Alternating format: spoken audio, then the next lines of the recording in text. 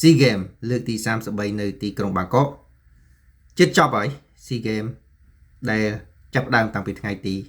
9ខែធ្នូដល់ថ្ងៃទី20ខែធ្នូគិតមកដល់ពេលនេះសៀមមានមេដាយមាសច្រើនជាងគេសរុប292ដែលក្នុងនោះ145ជាមេដាយមាសតាមដោយឥណ្ឌូនេស៊ីមានមេដាយមាសចំនួន52ហើយសរុបទាំងប្រាក់ហើយនឹងសម្រិតផង181ទី3ប្រទេសយួនមានមេដាយមាស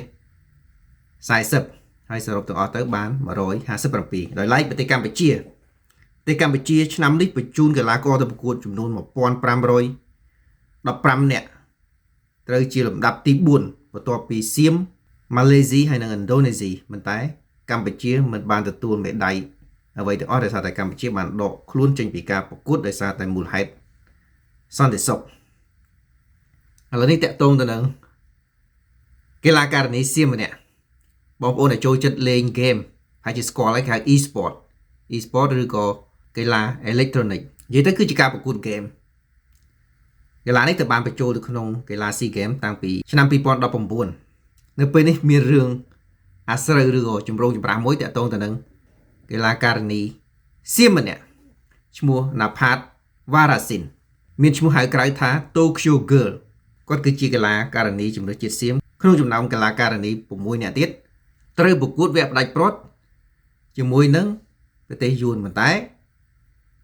គណៈកម្មការបានចាប់គាត់ពីបទលួចប្រើ software របស់ភាគីទី3ដើម្បីឲ្យគេប្រកួត game នឹងឲ្យដោយសារតែមូលហេតុនេះក្រុម e-sport ផ្នែកនារីរបស់សៀមបានដកខ្លួនចេញពីការប្រកួតហើយអ្វីដែលយើងឆ្ងល់ហេតុអីបានជាអត់មាននរណាគេដឹងសោះតើកីឡាករនី Naphat Warasin នេះខ្លាយទៅជាកីឡាករនីជំនឿជាតិដោយរបៀបណាព្រោះមុននឹងខ្លាយទៅជាជំនឿជាតិនឹងគេត្រូវប្រកួតហើយជាមិនដឹងក្របខ័ណ្ឌអីខ្លះទេទាំងអស់តែគេជ្រើសរើសខ្លាយទៅជាកីឡាករនីម្នាក់ក្នុងចំណោមកីឡាករនី5-6នាក់របស់សៀមតំណាងឲ្យប្រទេសសៀមហ្នឹងបើសិនជាគាត់មិនចេះលេងទេតើគាត់អាចជាប់ខ្លាយទៅជាកីឡាករនីជំនឿជាតិដោយរបៀបណាព្រោះគ្រូបង្វឹករបស់សៀមបានចេញមកបញ្យល់ឲ្យថា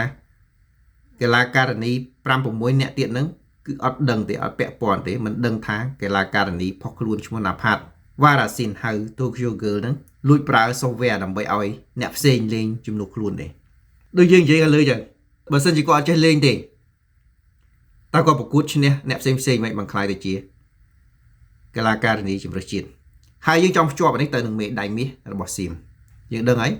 សៀមបានមេដាយមាសរហូតដល់145អានឹងនិយាយតែមាសសុទ្ធហើយសរុបទាំងមាស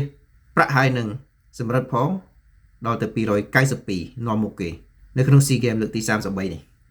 ចឹងយើងឆ្ងល់តើក្រៅពីកីឡា e-sport នេះតើសៀមមានខ្លាយបន្លំអីខ្លះទៀតដើម្បីទទួលបានមេដាយមាសដ៏ច្រើនកាសក្រៅនេះ